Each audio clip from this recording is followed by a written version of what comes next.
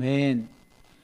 오늘은 나는 부활이요 생명이니 라는 제목의 말씀으로 함께 은혜 나누기를 원합니다. 한 주간도 평안하셨습니까? 이제 좀 정착을 하시는 것 같은데요. 그래요. 이렇게 우리가 예면 예, 아니오면 아니요 하라고 성경에도 있잖아요. 하나님께서 이렇게 종의 입술을 통해서 무언가를 이렇게 여러분에게 여쭤본다고 생각하시고, 그러니까 물으신다고 생각하시고, 이렇게 자신 있게 예할 때는 예하시고, 그게 아멘이에요. 아멘이 우리말로 예예요. 예, 그렇습니다. 또 아니면은 뭐 아니요라고 하기 좀 그러면 그냥 가만히 있으면 됩니다. 어쨌든 이렇게 예배 때에 설교로 하나님의 말씀을 대언하는 시간에는 하나님의 말씀을 대언하니까 아니요 할 일은 잘 없겠죠.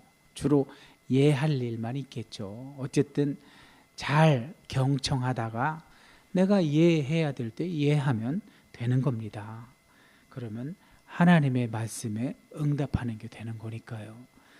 하나님을 여러분이 오해하지 마세요. 일방적으로 말씀하시는 분이 아니고 여러분과 소통하길 원하시는 분이십니다. 이스라엘이 하나님을 오해해서 무슨 조폭 두목처럼 하나님을 생각해가지고 하나님을 외롭게 만들었잖아요. 하나님은 절대로 그런 분이 아니십니다. 인격적이실 때 얼마나 인격적이십니까? 그리고 또 이스라엘이 잘못할 때는 부모가 자식을 사랑하는 것처럼 자식을 바른 길로 인도하기 위해서 매를 들 때도 있잖아요. 자식을 위해 매를 들지 않으면 그게 부모입니까? 자식이 잘못되는 걸 보고만 두고 보고만 있으면 안 되잖아요. 그러니까 부모가 맞다면 당연히 매를, 신체적인 제재를 가해서라도 자식이 바른 길로 하게 하는 게 부모의 몫이겠죠. 하나님은 이스라엘에게 아버지로 그렇게 은유가 되곤 하잖아요. 그런 이유가 뭐겠어요? 자식을 그만큼 사랑한다는 이야기죠. 하나님도 여러분과 쌍방향으로 소통하길 원해서 여러분에게 기도하라고 하신 거예요. 내 집은 만민이 기도하는 집이다. 예수님이 그 성전을 깨끗하게 하신 이유가 와서 하나님과 소통하는 자리에서 장사를 하고 있으니까 화가 나셔서 그렇게 하신 거잖아요. 오늘날 우리가 잘 한번 새겨보아야 되는 것은 교회도 옛날 이스라엘을 따라서 성전에서 이스라엘이 장사한 것처럼 교회가 장사를 하고 있진 않은지, 예수라는 이름을 팔아서 장사하고 있는 것은 아닌지 돌아봐야 합니다. 그러면 정말 끔찍한 일이죠. 자, 제가 여러분에게 칼럼에도, 이번 주보에 올린 칼럼에도 소개드린 것처럼 왜 오늘날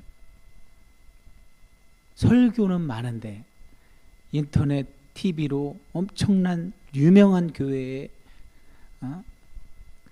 목사님들의 설교는 넘쳐나고 내가 마음만 먹으면 언제든지 들어가서 들을 수 있는 그런 시대인데 왜 말씀 사건은 안 일어날까요? 잘 생각해 보세요. 하나님이 말씀을 안 하시고 침묵하시는 건지, 왜냐하면 하나님이 말씀하셔야만 말씀이 사건이 되잖아요. 근데 말씀 사건이 교회에서 안 일어나잖아요. 안 일어나는 거 어떻게 할 수 있어요? 성도들이 변하질 않잖아요. 성도들의 삶에서 말씀 사건이 안 일어나잖아요. 이거 큰일 났다. 태희 얘기하면 안 되는데, 태희가 예배 때 설교를 통해서 선포된 말씀을 하나님의 말씀으로 받았다면 자기 삶을 바꿀 텐데, 자기가 바꾸려는 의지는 자기가 해야 될 텐데, 그래야 하나님이 바꿨을 때 도와주셔서 지금 상태를 고쳐주실 텐데, 안 변하는 거 보면 우리 교회도 하나님은 말씀을 안 하시고 계신 건지, 아니면 목사님이 하나님의 말씀이 선포되도록 목사님의 역할을 제대로 해야 되는데 이 사꾼 목자도 하나님의 말씀을 가리는 내 말을 하고 있는 건 아닌지, 그런 생각을 할 때마다 아주 소스라치게 놀라요. 오늘날 성도들의 삶이 바뀌지 않는 거, 예수님을 닮아서 살지 않는 거, 이웃을 사랑하고 내가 희생하고 섬기며 이제 사랑이 넘치는 그런 분위기가 지금 사라졌잖아요. 세상이야 그렇다 쳐요. 문명을 쫓아가다가 대한민국이 가난한 시절에는 그렇게 친절하고 인정이 많고 베풀기를 서슴지 않았는데 오늘날은 너무 이기적이잖아요. 너무 자기만 알잖아요. 너무 각박해졌잖아요. 너무 삭막하잖아요. 세상은 그렇다 쳐요. 그럼 우리 성도들, 성도라고 불리는 우리 신앙인들은 왜 거기 따라가죠? 우리 신앙인이라도 사랑을 실천해야 세상이 살맛날 거 아니에요.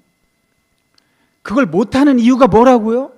칼럼에 말씀드린 것처럼, 칼럼에 나눈 것처럼 하나님의 말씀이 선포돼야 예수님처럼 사는 삶이 가능해질 텐데 하나님의 말씀이 선포되지 않는 건지 하나님의 말씀은 선포되는데 목사가 그 말씀을 가리고 자기 말을 하는 건지 둘 중 하나겠죠. 하나님이 침묵하시든지 목사가 자기 말을 하든지. 이게 현실입니다. 자, 말씀 들어가기 전에 우리가 이 자리에서 예배를 시작한 지 이제 벌써 다음 주부터는 1년, 만 1년이고 작년 이맘때 우리가 옆에, 여기가 공사 중이라 옆에 예배당을 빌려서 예배드리고 시작했죠. 뭐라고 하고 시작했죠? 오늘날 아까 제가 말씀드린, 방금 전에 말씀드린 왜 우리가 가는 방향성이 이렇게 되었나, 더 경제적으로 풍요롭고 살만해졌는데 왜 우리의 삶의 모습은 예전보다 못한 걸까? 더 사랑하지 않고 더 이기적이 되고 더 각박해지고 삭막해지고 왜 이렇게 변했나? 문제가 뭔가? 그 문제를 한번 알아보자 하고 시작했잖아요. 올 초에, 올해를 시작하면서. 왜? 문제만 알면 그날 작년 이맘때 주셨던 말씀이 있잖아요. 디모데후서 3장 16절. 모든 성경은 하나님의 감동으로 된 것으로 교훈과 책망과 바르게 함과 의로 교육하기에 유익하니 이는 하나님의 사람으로 온전하게 하며 모든 착한 일을, 선한 일을 행할 능력을 갖게 하려 하심이라. 대야.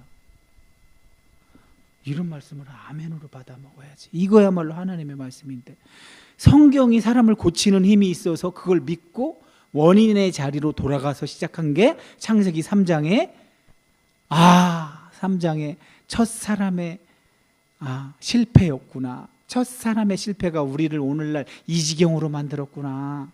원인 발견했잖아요. 그럼 그 원인을 해결할 수 있는 실마리는 어디에 있어요? 그것도 성경에 있다고 디모데후서 3장 16절이 이야기하잖아요. 모든 성경은 하나님의 감동으로 된 것이고 교훈과 책망과 바르게 함과 의로 교육하기에 유익하니 하나님의 사람으로 모든 선한 일을 행할 능력을 갖추게 할, 선한 일을 행할 수 있는 능력을 주는 것도 성경이래요. 그래서 여기까지 왔잖아요. 우리가 왔잖아요. 근데 김혜순 권사님, 우리 각자가 돌아봅시다. 김혜순 권사님 어떠세요? 1년 이렇게 잘못된 지점부터 출발을 했죠. 하나님으로부터 뭐가 좋고 나쁜지, 뭐가 악하고 선한지 그걸 하나님과 같은 상태에서 달라져 버렸죠. 첫사람 때문에.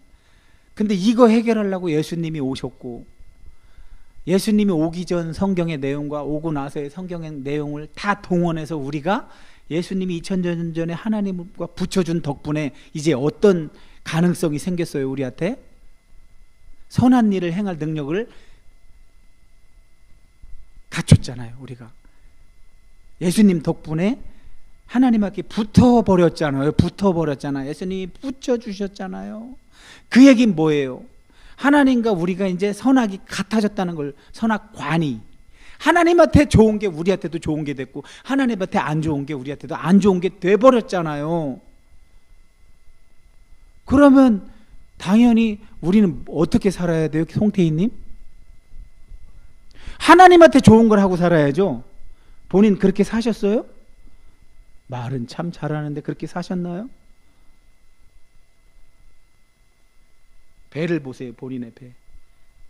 하나님이 안 먹여줘요? 굶겨요? 왜 근데 그렇게?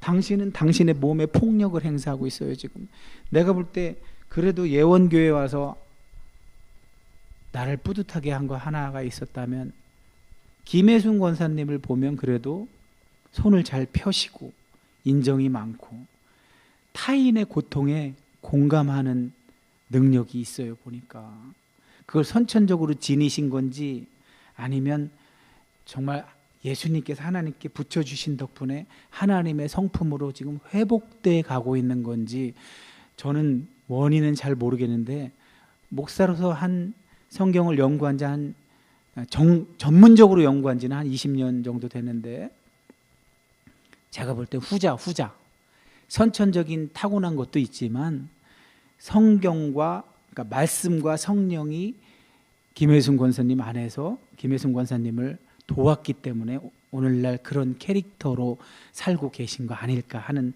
생각을 해봤어요. 아마 제 말이 맞을 겁니다. 자, 어쨌든 그래도 어디예요? 한 교회에 그런 사람 한 사람만 있어도 그 교회는 안 망해요.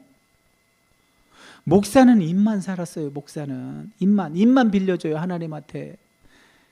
목사는 하나님한테 입만 빌려주고 저는 안 들어, 하나님의 음성을. 근데 입만 빌려줘서 하나님이 말씀하시면 듣는 성도는 살아나. 목사는 안 들으면 저만 손해요. 지가 착각을 하면 저만 손해야, 목사는. 그래서 목사들이 제일 문제예요. 한국교회가 이렇게 된 데는. 사실은 성도들 가운데는 김혜순 권사님 같이 저렇게 믿음이 자라서 사랑을 실천하며 사는 분들이 계세요. 엄마의 100분의 1만 닮으면 너는 성공하는 거야. 100분의 1만 닮아도.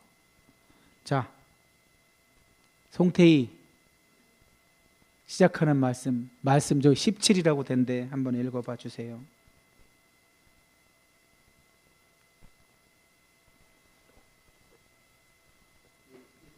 주니 나사로가 무덤에 있은지 이미 나으리라. 아멘. PIP 넣어주세요. 저기 보시면 지도가 나오죠. 지도가 있는데 베단이라는 곳이 있고 요단강 건너편 베단이라고 알려진 지명이 두 군데가 있어요. 근데 김혜순 권사님한테 한번 여쭤볼게요. 요즘 김혜순 권사님이 잘 맞춰 보니까 오늘도 상품권 제가 다시 주문해서 왔어요. 상품권이 기다리고 있으니까 한번 해보세요. 예수께서 와서 보셨대요. 보시니까 이제 나사로 무덤을 본 건데 이미 나으리래요. 그러면 예수님은 대체 어디서 왔다는 거예요? 지금 제가 저 글씨를 저 밑에다가 둔 이유를 힌트로 삼으셔서 그러니까 어디서 어디로 온 것 같아요? 동그라미 두 개 50%의 확률이에요. 어디서 어디로 왔을까?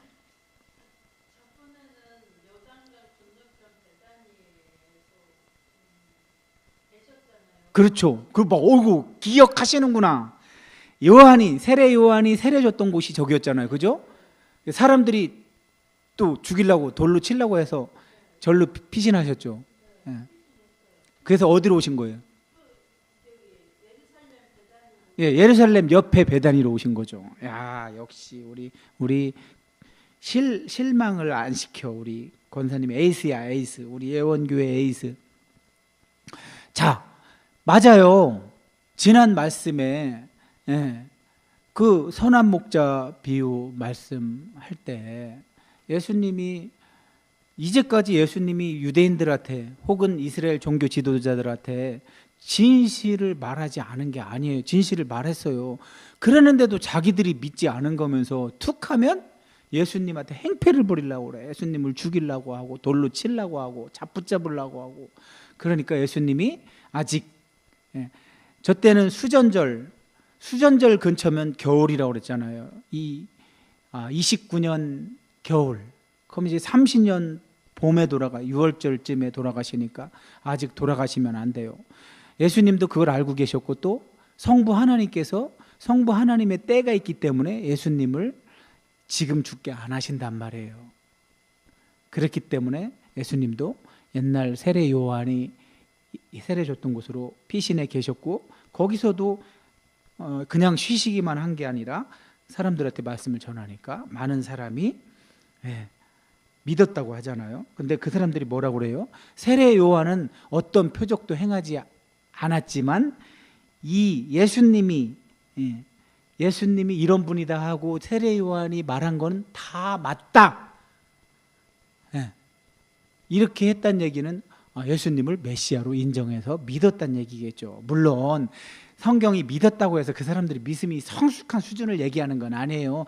아주 얕은 수준이겠죠. 하지만 그 당시에는 믿었다는 걸 얘기하는 거죠.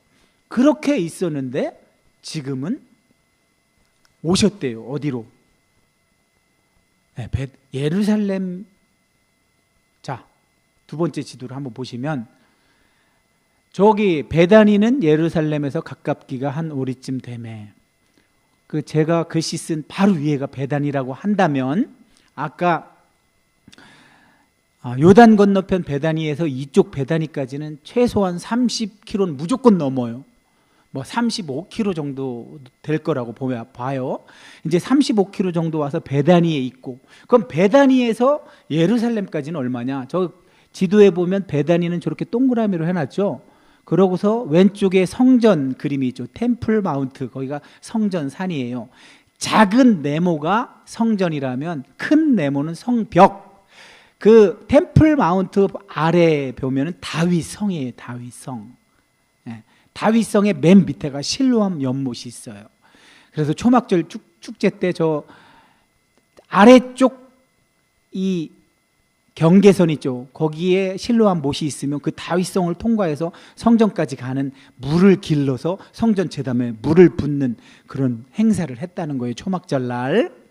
자, 어찌되었든 저 베다니에서 이 예루살렘까지 거리가 5리래요. 김혜순 권사님은 리를 알죠? 10리, 100리. 10리가 몇 킬로예요? 4km. 그럼 5리면 2km지. 반이니까. 지금 지도에는 마일로 표시되어 있어서 저 지도에 여기 왼쪽에서 오른쪽까지가 2분의 1 마일이래요. 그러면 1마일이 1.6km예요. 그럼 2분의 1이면 800m겠죠. 800m. 근데 베다니에서 저 성전 있는 쪽까지 길이를 재보면 저 밑에 마일 표시로 볼 때 2번 하고도 4분의 1 정도 더 가요. 그렇게 계산해 보니까 5리 정도 되겠구나. 왜냐하면 저 마일 표시는 실제 측량해서 거리를 써준 거기 때문에. 어쨌든 예수님은 이 명절이나 어떤 예루살렘에 올 일이 계시면 항상 이렇게 베다니에서 이렇게 벳바게로 건너서 성전으로 가는 길이 있고, 또는 밑에 여리고로 가는 길에 이렇게 있는 길이 있는데 저 길은 험하고 돌아가야 되니까 주로 벳바게로 해서 예루살렘 돌아가시러 죽으러 가실 때도 저쪽으로 가시죠. 저렇게 항상 다니셨다고 합니다. 자,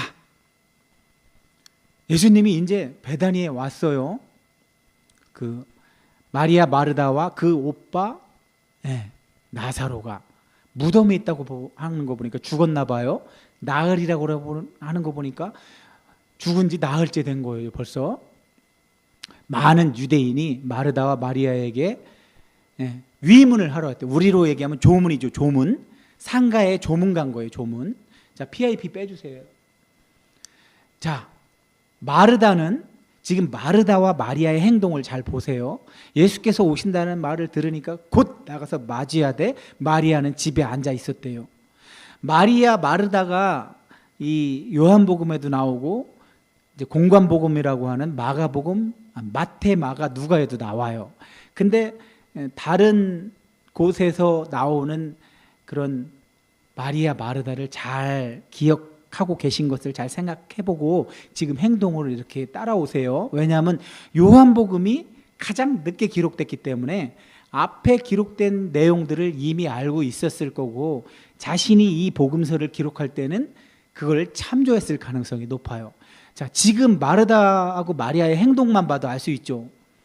누가복음에 나오는 마리아 마르다도 마르다는 예수님이 오신다니까 어떻게 했었어요? 그때 막 그렇죠. 일하느라고 분주했고 어떻게든지 예수님과 예수님의 손님들을 대접하려고 했는데 마리아는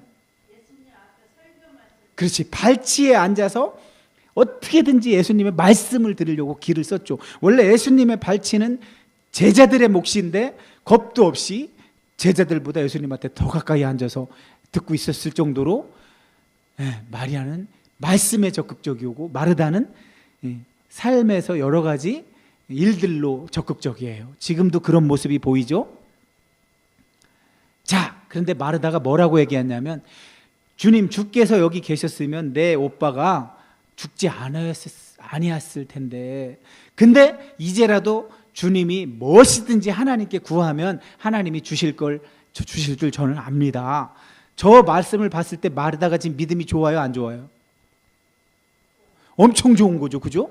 왜냐하면 주님이 뭐래도 지금 하나님한테 분명히 구하면 주님은 주실 줄 알아요. 그렇게 지금 고백하는 거야. 믿음이 진짜 좋은 거야 지금. 그랬더니 예수님이 뭐라고 하냐면 네 오라비가 다시 살아날 거야. 그랬더니 마르다가 뭐라고 얘기해요?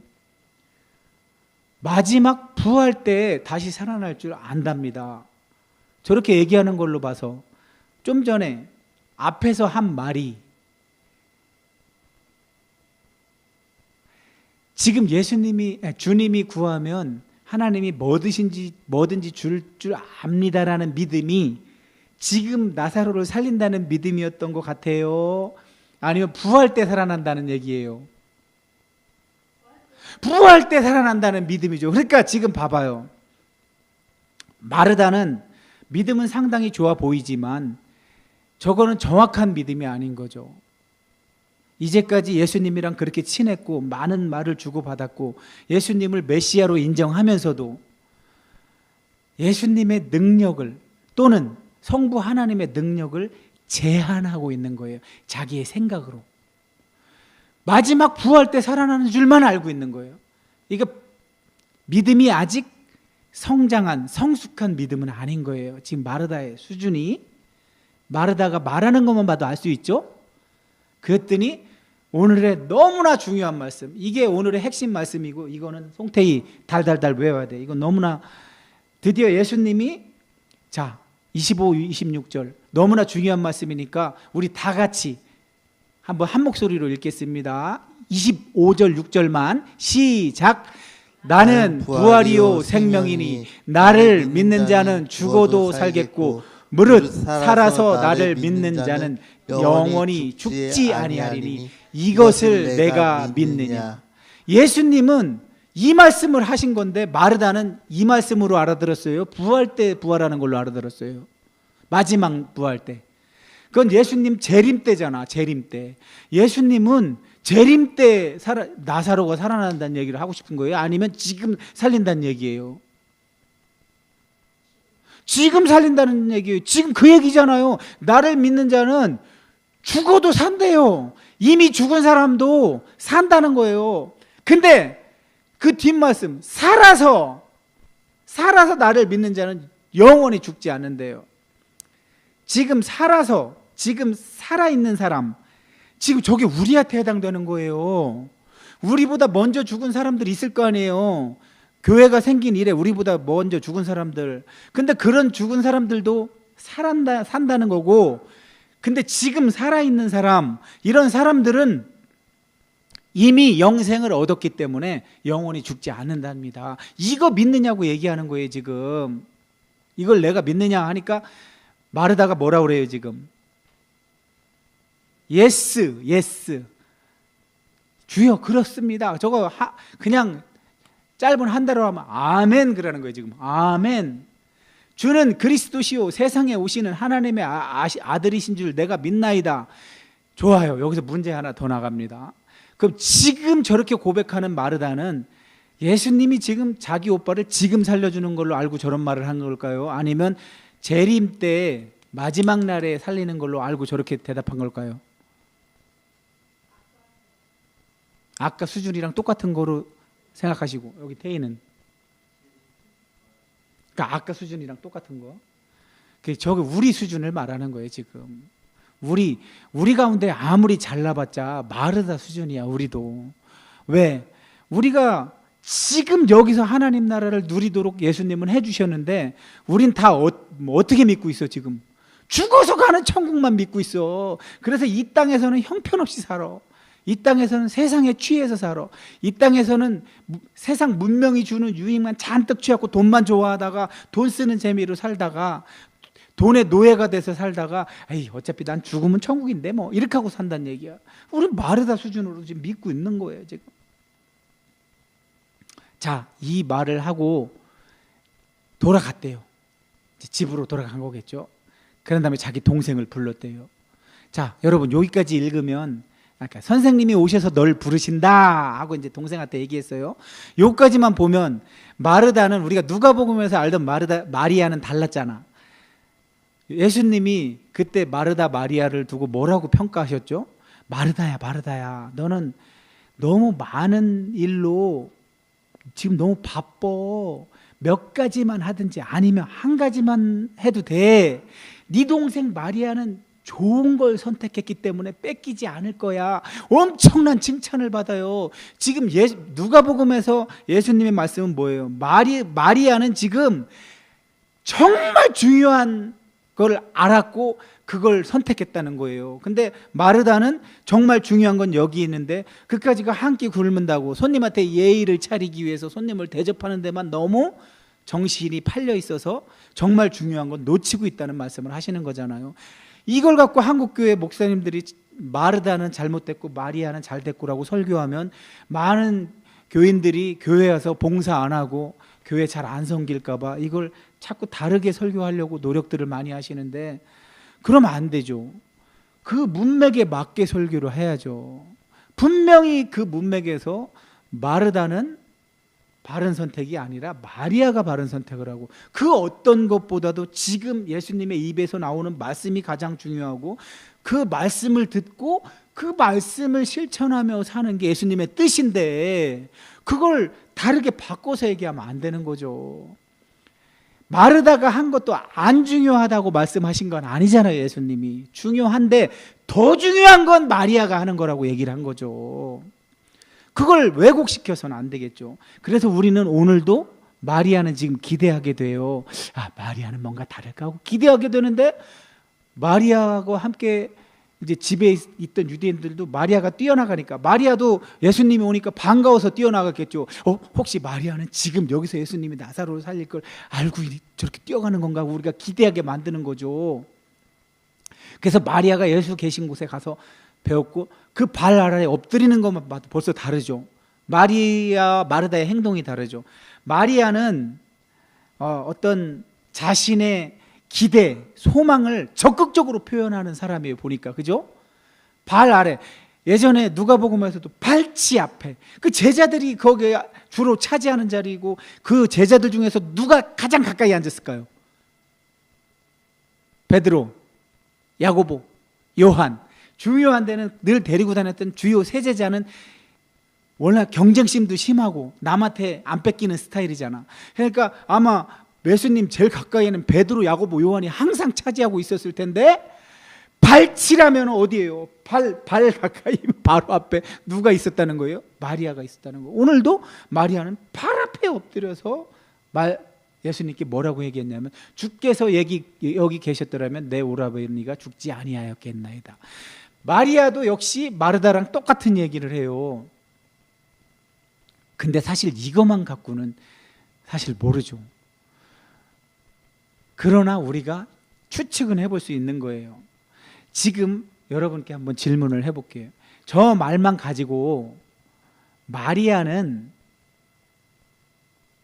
아까 마르다처럼 그런 믿음을 갖고 있었을까요? 아니면 적어도 마리아는 자기 언니와 다르게 예수님이 이 자리에서 나사로를 살려낼 거로 믿고 있을까요? 누가복음도 참조하고 마태, 마가, 누가 다 참조하고 지금까지 요한복음 읽은 거 다 참조하고 내가 알고 있는 마리아에 대한 지식을 다 동원해서 한번 추측을 해봐요. 성경은 그렇게 읽어야 돼요. 정답을 딱딱 주입받는 게 아니라 내가 여기서 존재 사건으로 만나야 돼요. 그러니까 성경을 읽는 내가, 듣는 내가 어릴 때랑 다르고 학교 다닐 때랑 다르고 또 결혼해서 다르고 장년이 돼서 다르고 노년이 돼서 달라요. 읽는 자가 달라지기 때문에 읽는 감동이 달라지게 돼 있어요. 정답이 정해진 게 아니에요. 내가 그날 그곳에서 만나는 게 정답이에요. 근데 정답은 목사는 못 줘요? 누구는 줘? 정답이신 하나님이 직접 줘요. 근데 지금은 제가 뭐 정답 얘기하라고 하는 게 아니라 여러분의 생각을 말해보라는 거예요. 여러분이 지금까지 성경으로 양육됐으면 여러분의 수준에서 말을 해보라는 거예요. 마르다랑 똑같다.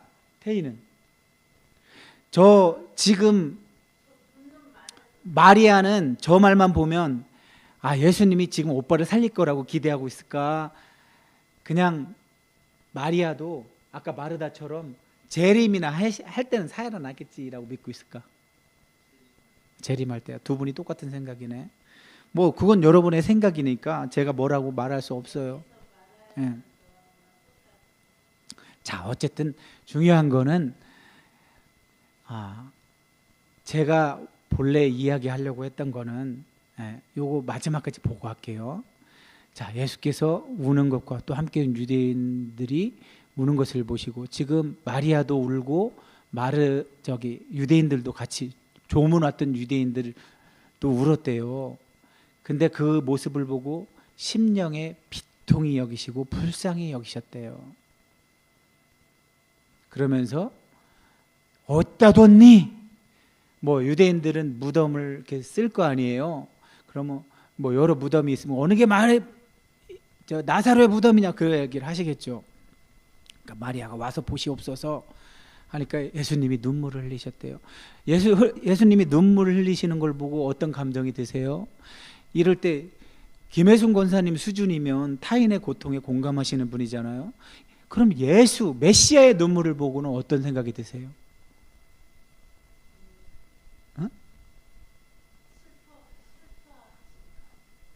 예수님도 슬퍼하시는구나. 태희는 지 엄마만 따라가네. 네 걸 가져, 네 걸. 엄마가 네 신앙생활 대신 못해줘. 네 신앙이 중요하지. 자, 예수님의 저 눈물에는 아마도 사람의 몸을 입고 오셨기 때문에, 자 봐봐요. 우리도 그렇잖아. 지금 우리가 여기 한 20명이 있는데 20명이 다 슬퍼하고 있어. 그럼 나도 덩달아 슬퍼지죠. 사람이라면 그 분위기를 타서 분위기에 휩쓸려서 슬퍼질 수 있어요. 예수님도 사람의 몸을 입고 오셨기 때문에 더군다나 친구잖아.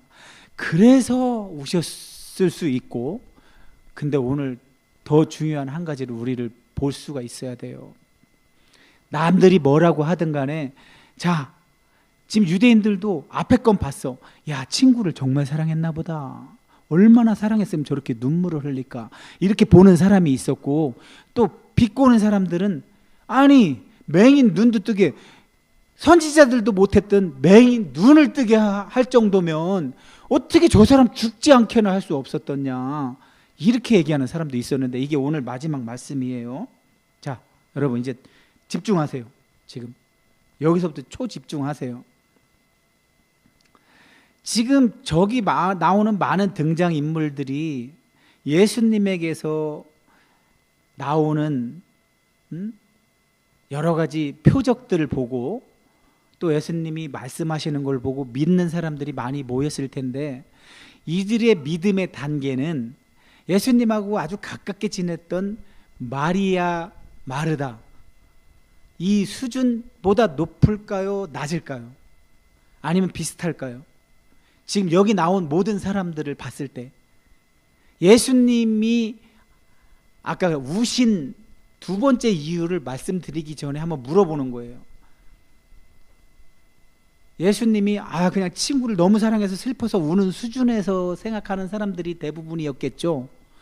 마리아나 마르다도 아이 부활 때, 재림할 때나 부활이 일어나지 하고 했던 것처럼, 그렇게 예수님의 말씀을 가까이서 많이 듣고 예수님을 메시아로 인정하고 가장 믿음이 좋을 것 같은 마리아조차도 여러분은 그렇게 생각했잖아요.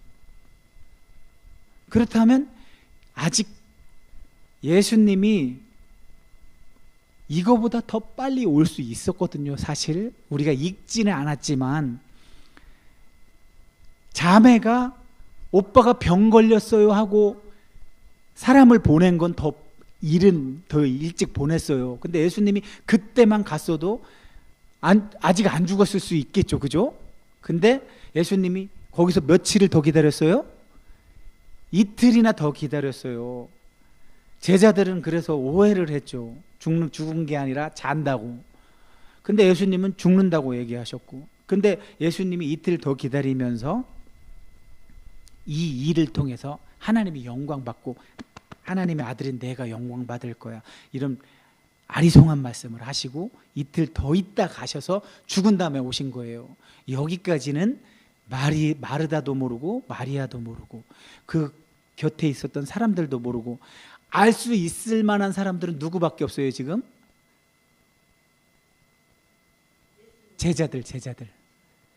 제자들은 예수님이 일부러 이틀 있다 간 거 알아요, 몰라요? 뭘 몰라요? 알지. 왜냐하면 사람이 와서 불렀잖아. 병 걸렸다 했는데 예수님이 이틀이나 더 있어서 죽은 다음에 오셔버렸잖아. 그죠? 그러면 이틀 더군다나 거기서 여기 오는데 걸리는 시간이 있잖아. 그러니까 다 합치면 일부러 그렇게 오신 거잖아요. 일부러. 근데 제자들은 아리송한 말씀을 들었잖아. 하나님이 영광을 받고 하나님의 아들인 예수님이 영광을 받고 또 하나 더 있었어요. 이유가 니네 믿게 하려고. 제자들. 그러니까 적어도 제자들은 마리아, 마르다 그 유대인들보다 믿음이 좋은 거예요. 왜? 예수님이 말한 걸 알고 있으니까. 일부러 늦게 가셨구나. 그럼 제자들은 뭔가 기대는 이리 하고 있었겠지. 그죠? 일부러 늦게 가셨으니까. 예수님 뭐 믿는 구석이 있나? 뭔가 생각은 하셨겠지. 예수님이 힌트를 줬으니까. 자, 아버지가 영광 받고 아들이 영광 받고 제자들이 믿게 하려는 거. 사실은 이건 언제 일어나는 거? 원래는 십자가로 일이 끝나는 거잖아. 이게 십자가로 이 일이 이루어지는 건데, 예수님이 일부러 이제 잡힐 때가 다 다가오니까 미리 십자가 전초전을 여기서 벌이신 거예요. 십자가 전초전. 예수님이 십자가에서 이루시는 일이 무슨 의미인지를 전초전으로 보여주신 거예요. 그게 아까 살아서 나를 믿는 자는 영원히 죽지 않는다는 말씀이 그 말씀이에요. 예수님이 십자가에서 그 일을 이루면, 사람을 하나님께 붙여놓으면 이 땅에서 이 숨 끊어지는 게 죽는 게 아니라는 뜻이에요. 왜? 원래 그럼 하나 물어볼게요. 원래 창세기를 시작할 때 사람한테 죽음이 있었어요? 첫 창조에 죽음이 있었어요? 없었어요? 첫 창조 때 죽음이 있었어요? 없었어요? 없었잖아요, 죽음이란 게. 근데 언제 들어왔어? 그렇지. 금지된 거, 그거 먹지 마. 먹으면 어떻게 된다고 그랬어요? 죽는다. 반드시요. 정령 반드시. 무트라는 죽는다는 동사를 앞에 부정사를 써갖고 강조를 한 거예요. 반드시 죽는다. 무트. 하나님 입에서 나오면 하나님의 말씀은 말씀대로 되잖아요. 그러니까 반드시 죽는다고 했기 때문에 원래 없던 죽음이 첫사람의 불순종으로 생겼단 말이에요. 근데 이 죽음이라는 거는 원래 사람에게 있던 게 아니었던 건데, 첫사람의 불순종으로 인해서 죽음이 들어오고 나서 우리한테 이렇게 죽음이 왕노릇하게 된 거예요. 죽음으로 위협하면 꼼짝 말하는 거. 너 만약에 송태희를, 진짜 유명한 조직폭력배 두목이 와갖고 송태희한테 와서 너 앞으로 한 달 안에 이 배가 5cm 안 줄어들면 그냥 죽여버릴 거야. 나 조폭 두목인 거 알지? 너 쥐도 새도 모르게 죽일 수 있어. 하면 얘 무조건 5cm가 아니라 10cm도 들어가게 할 수 있어. 죽음으로 협박하면. 죽음이 이렇게 무서운 거야. 내가 좋게 얘기하고 수영으로 어떻게 운동으로 하려고 해도 쟤 말 안 들어. 쟤 고통스럽고 힘드니까 좀만 힘들면 포기해. 근데 죽일 만한 사람이 와서 쥐도 새도 모르게 죽일 수 있는 사람이 와서 위협하면서 너 진짜야? 한 달 안에 이거 5cm 안 들어가면 진짜 죽여버린다면 얘는 목숨 걸고 들어가게 해. 그때까지 굶어서라도 할 거야 아마. 이만큼 죽음이 무서운 거예요. 그래서 사도 바울은 죽음이 왕노릇했다는 거야. 언제부터? 첫사람 때문에 죽음이 사람한테 들어오고 나서 죽음이 왕노릇했는데, 자 여러분 반드시 이것 하나는 오늘 잊지 마셔야 돼. 이 2024년 한 해를 마무리하면서 우리가 어디서 잘못된 걸 알았다고 그랬잖아요. 첫사람에게서 잘못된 거였구나. 첫사람에게서 하나님이 좋아하고 싫어하는 것을 사람이 똑같이 하다가 먹으면 죽는다는 거 먹어가지고 죽음도 들어왔고, 문제는 사는 동안, 이 땅에 사는 동안 어떻게 하고 살아? 저한테 좋은 걸 하고 살아. 하나님한테 좋은 걸 하고 살지 않고 지한테 좋은 걸 하고 살아. 그러면 혼자일 땐 아무 일도 안 일어나. 둘이 되니까 어떤 일이 벌어져? 지한테 좋은 대로 했다고 하나님이 뭐라고 하니까 하나님한테 좋은 대로 한 놈을 죽여버리는 일이 일어나. 근데 이게 두 사람일 때보다 사람이 점점 많아지니까 어떤 일이 벌어져? 오늘날과 같은 일이 벌어지는 거야. 한 나라 안에서도 네가 잘나느니 내가 잘나느니 세상의 대통령이 계엄이라는 전쟁이나 나야 선포하는 어디 사변 같은 거나 나야 선포하는 계엄령을 선포해서 국회를 싹쓸이 하려고 이런 계획을 갖는 대통령이 세상에 어디 있어요. 그걸 하니까 국회의원들이 쫄아가지고 자기들 죽을까 봐 빨리 지금 어떻게든 탄핵시키려고 지금 대치 전국이잖아요. 국민들은 다 죽어나가고 있는데 지금 서로 대치하고 있고, 이 추운 겨울날 광화문에 모여서, 국회 앞에 모여서 이 추운 겨울날 대통령 빨리 탄핵하라고 시위하고, 반대편에선 안 된다고 시위하고, 이런 일이 왜 벌어진다고요? 하나님에게 모든 게 합쳐져 있으면 이런 일 생기지도 않았을 텐데 각자가 자기한테 좋은 거라니까 좋은 게 다 달라갖고 서로 싸우게 돼버렸잖아요. 죽음도 들어왔고.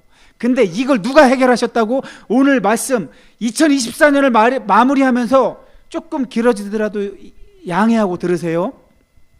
2024년 마무리하면서 처음 왜 뭐가 잘못돼서 우리한테 이런 고통이 들어왔는지를 알았으니까 이제 그러면 그 고통을 해결하는 방법은 뭐냐 했을 때 예수님이 2000년 전에 이 땅에 우리와 똑같은 몸을 입고 오셔서 죽어서 가는 구원의 문제는 다 해결해 놓으셨잖아요. 왜? 살아서 믿는 자는 죽음이 없어진대요. 죽음은 사도 바울은 수치래, 수치. 부끄러운 거. 왜? 원래 없던 거니까. 근데 말 안 들어서 들어온 거예요. 그래서 창피한 거예요. 이 죽음은 우리 때문에 생긴 거예요. 근데 우리한테 그 책임을 묻지 않으시고 하나님이 하나뿐인 자기 아들을 십자가에 죽이셔서 오히려 우리를 살리신 거예요. 예수님은 오늘 자기가 좀 있으면 할 일을 나사로를 살리면서 그걸 보여주고 계신 거예요. 그러니 이제 걱정하지 말아라. 너희에게, 지금 내 말을 듣는 너희에겐 지금 죽음이 없단다. 나만 믿기만 해. 그럼 절대 죽음이라는 건 없어. 이거를 지금 여기서 듣는 우리들은 어떻게 들어야 되냐면, 너희가 지금 내 말 만년동에, 여기가 무슨 동이에요?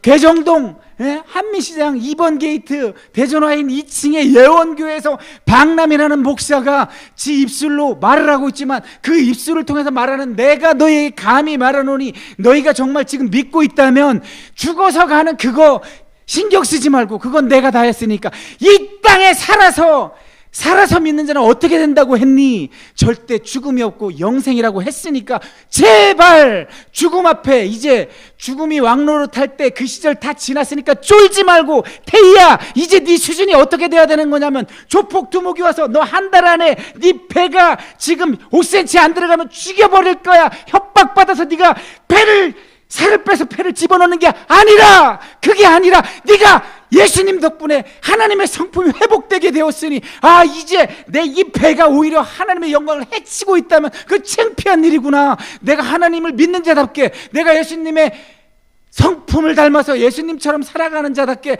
그러기엔 내가 지금 이 모습으로는 부족하지. 내가 이 모습 갖고는 덕이 안 되지. 사람들이 날 보고 예수님을 믿겠어?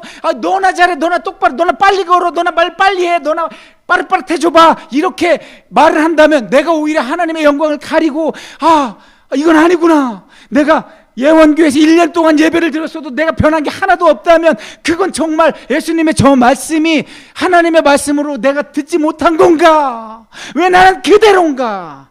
난 1년이 지났는데 엄마 따라서 나오긴 했지만 그 1년을 분명히 모든 성경은 하나님의 감동으로 된 것으로 교훈과 책망과 바르게 함과 의로 교육하게 유익하니 하나님의 사람으로 모든 선한 일을 행할 능력을 갖추게 한다고 그러는데 나는 어째서 나를 통해 사람들이 예수를 믿고 싶어지게 만들지 못하는 걸까? 이렇게 생각하고 정말 자발적으로 그거에 유리한 사람으로 변화되는 것, 지금까지는 어떤 방해를 입어서 악한 영이 너를 유혹했든지 어떻게든지 지금까지는 거기에 미혹돼서 못했다면 이제라도 정신 차리고, 태희야 제발 이제라도 정신 차리고 2025년 새해를 시작할 때는 자발적이어야 된단다. 네가 매일 나한테 보고하는 기도하기 시작하겠습니다. 기도 끝났습니다. 그거 오늘날 교회가 하는 거랑 똑같이 돼. 그러면 말씀 사건이 일어나지 않으니까 성도가 변하질 않잖아. 교회에 사랑이 없으니까 신천지 가잖아. 신천지가 사랑이라고 착각을 할 정도로 잘해주잖아. 간쓸게 다 빼주고. 그러니까 거기 사랑이 있다고 착각하고 클릭하는 거야. 왜?